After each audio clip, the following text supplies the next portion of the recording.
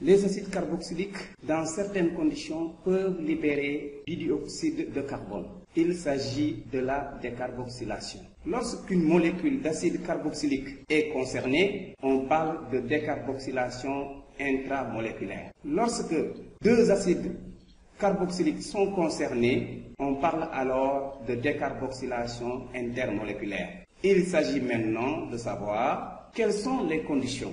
Comment se forme le dioxyde de carbone? Quels composés organiques se forment à côté du dioxyde de carbone?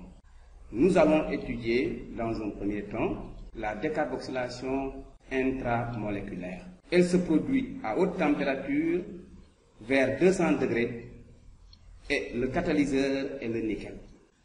Prenons l'exemple d'un acide alcanoïque. Dans ces conditions, comment se forme le dioxyde de carbone? Le dioxyde de carbone se forme à partir du groupe carboxyle. À côté du dioxyde de carbone, quel est le composé organique qui se forme? Voilà, l'atome d'hydrogène se lie au groupe alkyle et il se forme un alcane. La décarboxylation intramoléculaire de l'acide éthanoïque produit du méthane et du dioxyde de carbone. Voyons maintenant la décarboxylation intermoléculaire. Elle se produit à haute température, vers 400 degrés, et le catalyseur peut être l'alumine ou l'oxyde de thorium. Dans ces conditions, comment se forme le dioxyde de carbone? Le dioxyde de carbone se forme à partir d'un des groupes carboxyles. À côté du dioxyde de carbone, qui est un composé minéral, il se forme un autre composé minéral. C'est l'eau.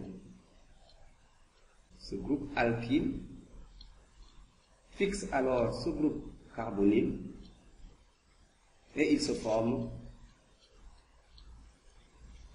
une cétone. Exemple, la décarboxylation de l'acide éthanoïque conduit à la propanone, encore appelée acétone. La décarboxylation intermoléculaire s'accompagne alors d'une déshydratation.